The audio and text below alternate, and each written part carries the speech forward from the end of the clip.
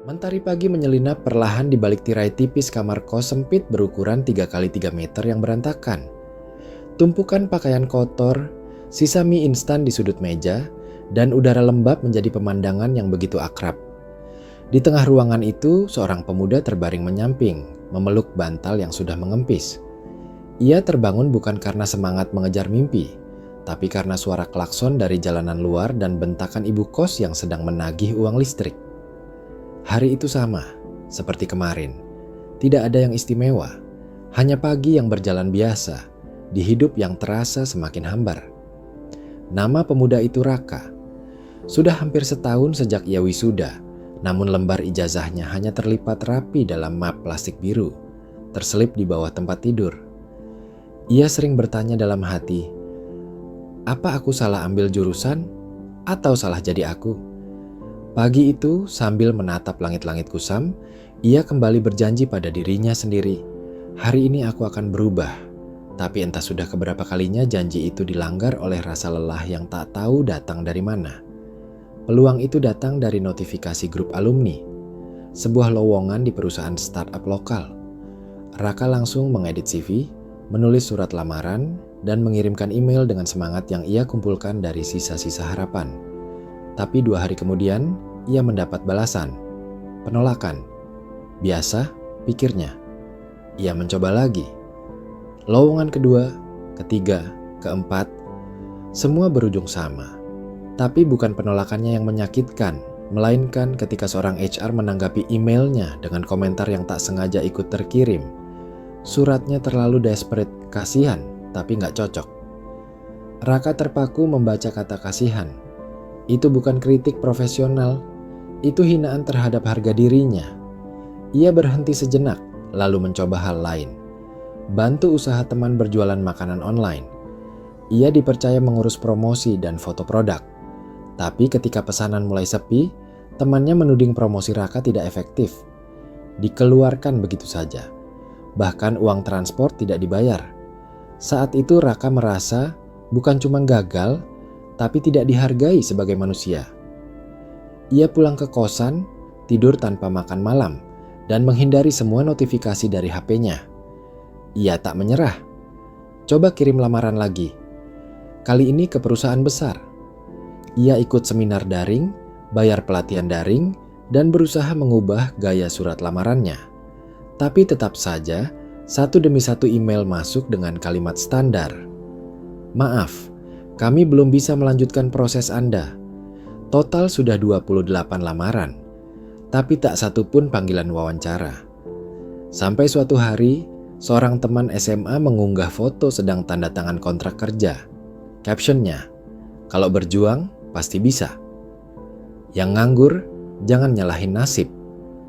Hati Raka hancur, bukan karena iri, tapi karena merasa dirinya lah yang sedang ditertawakan. Sisa semangatnya dihabiskan untuk melamar kerja ke-20, 9 hingga 37. Ada yang tidak dibalas, ada yang dibalas dengan tawaran magang tak dibayar, dan ada pula yang dijanjikan interview lalu dibatalkan sepihak. Hari-hari itu adalah hari-hari yang membuatnya merasa hina. Ia bahkan mulai menyalahkan cermin karena menunjukkan wajah yang bahkan ia sendiri muak melihatnya. Tidak ada yang tahu, bahkan ibunya, bahwa Raka pernah menulis di buku catatan kecilnya, jika lamaran ke-38 gagal, aku berhenti mencoba. Tengah malam, HP Raka bergetar. Sebuah pesan dari adiknya, ibu masuk rumah sakit, paru-parunya kambuh lagi. Raka panik, namun tak punya uang bahkan untuk ongkos pulang. Ia pinjam dari teman kos. Dalam perjalanan pulang naik bus ekonomi, ia menangis diam-diam. Bukan hanya karena ibunya sakit, tapi karena ia sadar ia tidak berdaya. Bahkan sebagai anak laki-laki sulung, ia tak bisa diandalkan dalam situasi genting. Di rumah sakit, ia melihat ibunya terbaring dengan selang infus dan oksigen. Matanya sembab, napasnya pendek-pendek, tapi masih sempat tersenyum begitu melihat Raka datang. Maaf Bu, Raka belum bisa bantu apa-apa, ucapnya sambil menunduk di sisi ranjang. Ibunya hanya menjawab, yang penting kamu sehat nak. Kalimat yang seharusnya menguatkan itu malah jadi palu yang menghancurkan sisa kepercayaan dirinya. Ia merasa seperti pecundang sejati. Di lorong rumah sakit, Raka duduk sendirian. Ia membuka HP-nya, menatap draft lamaran kerja ke-38 yang belum ia kirim. Di situ ia menulis surat lamaran dengan format berbeda. Bukan sekadar formalitas, tapi dengan curahan hati. Jujur, lucu, menyentuh, dan manusiawi. Ia ragu mengirimnya. Tapi dalam tangis dan putus asa malam itu, ia tekan tombol kirim. Lalu ia menutup layar dan bersandar ke dinding dingin dengan satu pikiran. Kalau ini gagal, aku benar-benar akan berhenti. Hari itu adalah hari ke-38 dia mengirimkan surat lamaran. Dan untuk pertama kalinya dia menulis tanpa berharap apapun. Tidak lagi meniru gaya formal yang kaku seperti di internet. Tidak juga menyisipkan kata-kata motivasi palsu yang dulu dia pikir akan terlihat mengesankan. Kali ini dia menulis dengan hati, jujur, penuh kepedihan, dan tanpa topeng. Di suratnya, dia mengisahkan bagaimana dia gagal 37 kali, bagaimana tiap penolakan menggerogoti rasa percaya dirinya, dan bagaimana satu-satunya alasan dia masih mencoba adalah karena ibunya yang sedang sakit menaruh harapan besar padanya. Tidak ada manipulasi kata, hanya kejujuran yang mengalir dari hati seseorang yang sudah terlalu lama jatuh. Ia mengirim surat itu ke sebuah perusahaan media kreatif kecil yang sebenarnya tidak sedang membuka lowongan. Tapi dia tetap mengirimkan surat itu lengkap dengan CV dan portofolio seadanya. Ia berpikir, jika ini gagal lagi, maka mungkin inilah akhir dari semuanya. Surat itu dikirim tanpa editan panjang, tanpa revisi berulang. Begitu selesai, langsung dia kirim. Tidak ada rasa percaya diri, tidak ada ekspektasi. Hanya keinginan untuk tidak berhenti mencoba, meski hanya satu kali lagi. Seolah ini adalah salam perpisahan dengan dunia yang terus menolaknya. Beberapa hari kemudian, ia mendapat balasan. Tapi bukan dari HRD, melainkan dari salah satu staf desain bernama Nara yang membaca surat itu diam-diam dan membagikannya ke tim internal. Surat itu menyentuh hati semua orang yang membacanya. Mereka tidak tahu siapa pria ini, tapi mereka merasa seperti mengenalnya. Surat itu menyebar di lingkungan kantor, lalu secara tidak sengaja, seseorang mengunggahnya ke media sosial internal perusahaan.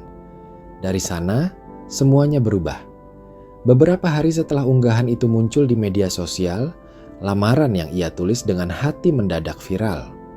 Komentar netizen membanjiri kolom unggahan dengan pujian, empati, bahkan banyak yang membagikan ulang dengan caption menyentuh.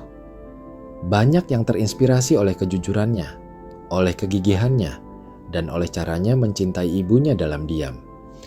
Ia sendiri baru mengetahui unggahan itu dari pesan salah satu temannya yang berkata, "Bro, suratmu nangkring di Explore." Seketika dadanya penuh haru, penuh harap, dan penuh tanya. Apakah ini akan jadi titik balik hidupnya? Namun harapan itu berubah menjadi kekecewaan yang pahit. Tidak ada satupun email masuk, tidak ada panggilan kerja, tidak ada balasan resmi. Viral. Iya. Tapi semua orang hanya menjadikan kisahnya sebagai konsumsi publik. Beberapa akun bahkan menggunakan ulang narasinya untuk konten motivasi tanpa izin. Ia hanya bisa melihat kisah hidupnya di bedah orang lain, disederhanakan menjadi potongan kalimat indah, tanpa ada yang benar-benar tahu bagaimana rasanya ditertawakan dunia. Dia sempat diundang ke sebuah podcast sebagai bintang tamu, tapi saat datang, ia diposisikan seperti bahan inspirasi instan. Ini loh orang yang gagal 37 kali. Sorotan kamera hanya mencari air mata dan drama, bukan solusi. Ia pulang dari podcast itu bukan dengan tawaran kerja, tapi dengan amplop berisi uang transport dan senyum palsu dari produser. Rasanya seperti menjual rasa sakitnya demi hiburan orang lain, lebih menyakitkan daripada ditolak kerja. Sempat terbersit keinginan untuk marah, untuk membalas, atau setidaknya menghapus jejak digital surat itu. Tapi ia hanya diam. Dunia ternyata bukan butuh kejujuran, tapi tontonan. Dan ia telah menjadi aktor dalam naskah yang tak pernah ia tulis. Malam itu, Dia termenung di depan ponsel yang layarnya menampilkan statistik engagement unggahan viralnya. Ribuan likes, ratusan komentar, tapi tak satu pun pekerjaan nyata. Ibunya yang mendadak batuk-batuk dari kamar membuyarkan lamunannya. Dia segera menghampiri dan menyelimuti ibunya yang pucat. Dalam hati, dia merasa telah mengecewakan satu-satunya orang yang paling percaya padanya. Yang lebih menyakitkan bukanlah gagal melamar kerja, tapi gagal membahagiakan ibu yang telah mengorbankan segalanya.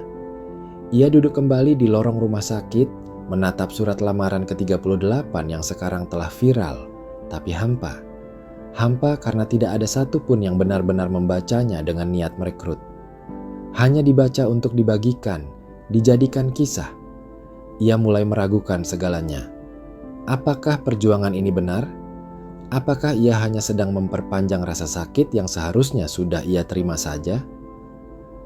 Dalam diam, ia menghapus folder lamaran kerja dari HP-nya. Mungkin ini waktunya menyerah. Esoknya, ia bangun lebih siang dari biasanya. Tidak ada semangat untuk membuka email, tidak juga untuk menyeduh kopi murah andalannya. Dunia seakan memberi sinyal bahwa ini cukup.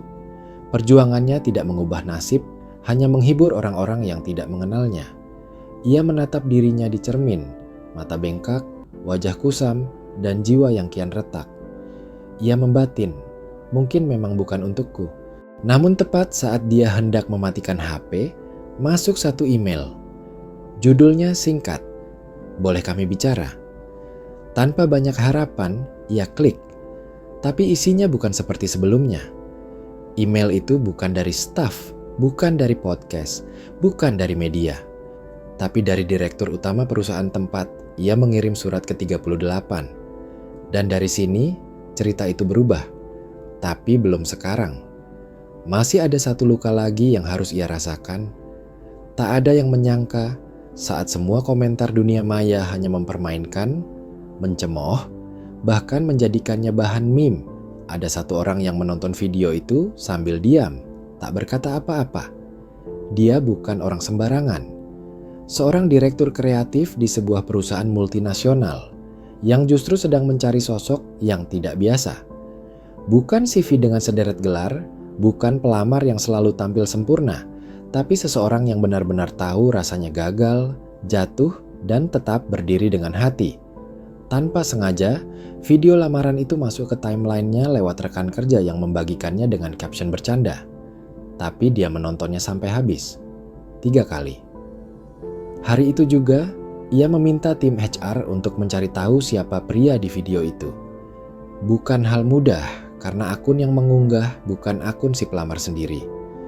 Butuh waktu 2 hari, berbagai penelusuran dari grup alumni, komentar netizen yang nyinyir namun detail, hingga akhirnya mereka menemukan nama dan email yang cocok. Tim HR menghubunginya dengan email singkat. "Kami tertarik bertemu Anda.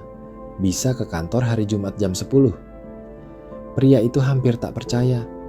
Awalnya ia kira spam, tapi setelah cek lebih dalam, ia sadar ini nyata. Jumat pagi, dengan jas pinjaman dari tetangga kos dan sepatu yang sudah dijahit 2 kali, dia datang. Wajahnya penuh harap tapi tetap menyimpan trauma akan puluhan penolakan sebelumnya. Di ruang interview, dia tak diberi soal, tak diminta menjelaskan skill, apalagi disuruh menjawab, "Apa kelebihan dan kekuranganmu?" seperti biasanya. Direktur itu hanya berkata, "Ceritakan hari kamu buat video itu." Dan dari situ, semuanya mengalir. Obrolan mengalir seperti 2 manusia yang saling memahami luka. Usai pertemuan itu, dia tak diberi kepastian. Hanya kata, "Kami akan hubungi kamu kembali." Dan seperti biasa, harapan yang sempat melambung kini menggantung. Tapi entah kenapa, berbeda dengan sebelumnya. Kali ini hatinya terasa tenang. Seolah ia sudah memberikan versi terbaik dari dirinya. Bukan yang sempurna, tapi yang paling jujur. Ia pulang ke kos dengan langkah ringan. Untuk pertama kalinya setelah lama, ia tidur tanpa dihantui pikiran, "Kenapa aku selalu gagal?" 3 hari kemudian, sebuah email masuk. Judulnya singkat, "Selamat datang." Tubuhnya gemetar, tangan kaku saat membuka isi pesan. Kami ingin Anda memimpin divisi kreatif baru yang akan dibangun dari nol. Cerita Anda adalah pondasi pertama kami. Ia menangis, lama, bukan karena akhirnya sukses, tapi karena ternyata ada mata yang melihat lebih dari sekadar kegagalan. Kisah pria itu bukan tentang satu keberhasilan ajaib, tapi tentang kekuatan untuk tetap melangkah meski dunia seolah hanya menyediakan tembok. Ia bukan orang terpintar di kelasnya, bukan juga lulusan universitas ternama, tapi dia punya satu hal yang tak banyak orang pelihara, ketekunan untuk terus mencoba. Dari 37 kegagalan, tiap satu memberi luka yang tak sama, tapi tiap luka itu akhirnya membentuk dirinya menjadi lebih dari sekadar pelamar kerja. Ia menjadi pribadi yang utuh. Banyak yang menyangka dia sukses di percobaan ke-38, padahal tidak. Percobaan itu hanyalah batu loncatan terakhir yang mempertemukannya dengan mata yang tepat, hati yang melihat isi, bukan sampul. Justru dari kegagalan ke-38 itu, dari rasa tertinggal yang lebih pahit dari sebelumnya, terbukalah jalan menuju langkah ke-39. Langkah yang tak ia rancang, tapi akhirnya menjadi miliknya sepenuhnya. Sekarang, ia berdiri sebagai kepala divisi kreatif. Tak ada lagi jam makan yang dilewatkan karena tak mampu beli makan siang. Tak ada lagi pinjaman ongkos, apalagi sindiran, "Kapan kerja?" dari tetangga kos. Tapi yang paling ia syukuri bukan itu, melainkan bahwa ia bisa pulang ke rumah dengan senyum di wajah ibunya, yang dulu ia rawat sambil diam-diam menangis karena tak kunjung dapat kerja. Dari 37 kali gagal, dari 1 kali viral yang disangka sia-sia, dan dari 1 langkah kecil yang jujur, lahirlah pemimpin yang tak hanya paham soal kerja, tapi paham soal manusia. Dan jika kau bertanya padanya, apa rahasia suksesnya? Ia hanya akan menjawab, "Aku cuma terus mencoba." Itu saja.